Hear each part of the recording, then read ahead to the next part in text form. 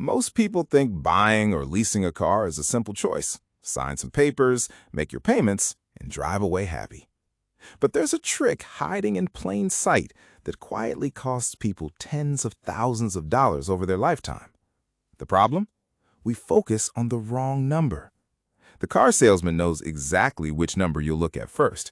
It's the one that sounds friendly, the one that looks easy to afford, the monthly payment.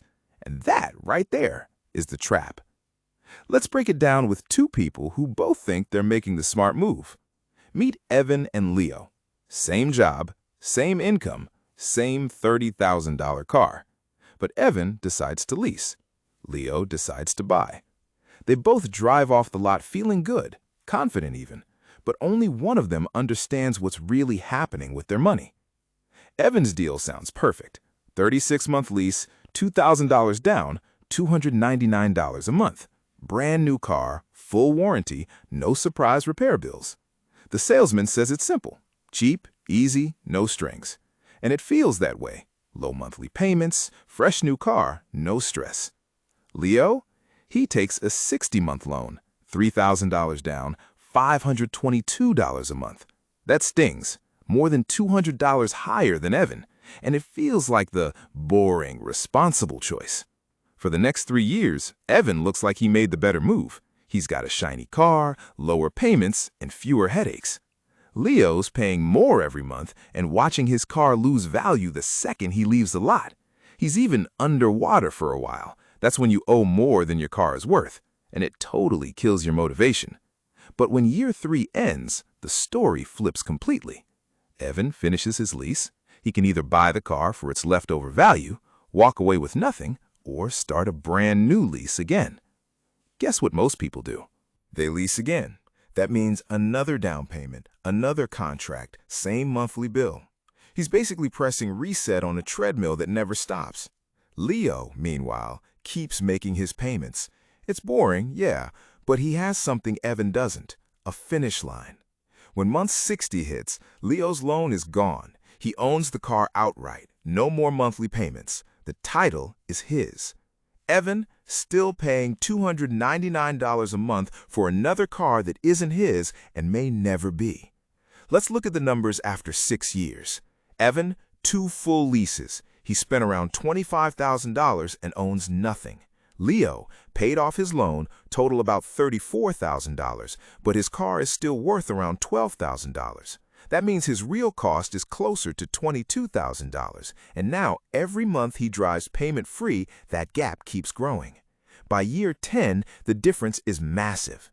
Evan has spent somewhere between $45,000 and $52,000 just to rent cars. Leo has spent $44,000 to $48,000, including maintenance, and owns a car still worth a few $1,000s. It's not flashy, it's not exciting, but math doesn't care about excitement. It only cares about results. And over a lifetime, that simple difference turns into 6 figures. Now, leasing isn't always bad. If you run a business and can write off your payments, smart. If you drive luxury cars with expensive repairs, leasing can save you. If you invest the money you save from lower lease payments, that can also flip the math. But most people don't do that. They just see the lower monthly number and stop thinking. The real problem isn't the lease or the loan, it's the mindset. Making a $30,000 decision based on how small the monthly payment looks, instead of asking what it really costs over time.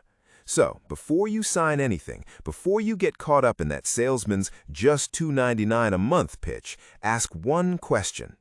What does this cost me when it's all over? Because that's the only number that actually matters. Now, let's dig deeper into how those hidden costs make leasing look cheaper than it really is. When you lease a car, you agree to a mileage limit, usually 10 to 12,000 miles a year. That sounds fine until you realize the average driver does about 13,500. Go over the limit? 15 to 25 cents per mile. A few thousand extra miles costs hundreds of dollars. Then comes wear and tear, little scratches, small dents, curb rash on the wheels. You'll pay for all of it when the lease ends. And if you don't lease again with that same dealer, they hit you with a disposition fee. That's a few $100s just so they can process and resell the car. They literally charge you to take it back. Worst of all, if your life changes, you move, lose a job, or can't afford it anymore, getting out of a lease early can cost you the entire remaining balance. You can't just cancel it. You're stuck until the contract ends. None of that shows up in the pretty $299 monthly promotion, but it all hits you later. When you buy, on the other hand, the pain comes up front. Higher payment, bigger loan, but long-term freedom. Once the car's paid off, every month you don't pay a car bill is money that now belongs to you. Even with maintenance and repairs after the warranty ends, you still come out ahead. A few years of oil changes and brake jobs cost far less than 6 years of non-stop lease payments. Here's the bigger picture. Over 30 or 40 years of driving, leasing versus buying creates a wealth gap big enough to change someone's life. The average difference, depending on how long you keep your cars, is somewhere between $15,000 and $25,000 per decade. Multiply that by 4 decades of adulthood, and you're looking at well over $100,000. That's a down payment on a house. That's a college fund. That's retirement money. All gone to keep driving a new car every 3 years. The dealership knows you'll focus on comfort, new car smell, no repairs, a shiny dashboard. But what they really care about is keeping you in a permanent payment cycle. They sell you the feeling of control while they quietly take control of your money. A car is supposed to get you where you're going, not keep you stuck. And the only way to truly move forward financially is to own your vehicles, not rent them forever. Leasing feels easy, but it's financial autopilot, smooth, quiet, and always heading in the wrong direction. So the next time you're tempted by that perfect monthly number, stop and ask yourself, when the lease ends, what do I actually have to show for all that money? If the answer is nothing, you already know what to do. Because once you see the full cost, you'll realize the cheapest car is the one you own.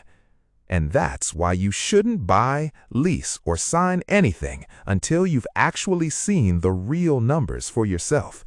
Because the sticker on the window doesn't matter. The monthly payment doesn't matter. The only number that matters is what it costs you when it's all over. This is Net Plus, where money stops being a mystery and becomes a language you finally understand. Hit subscribe for more deep dive lessons that actually stick.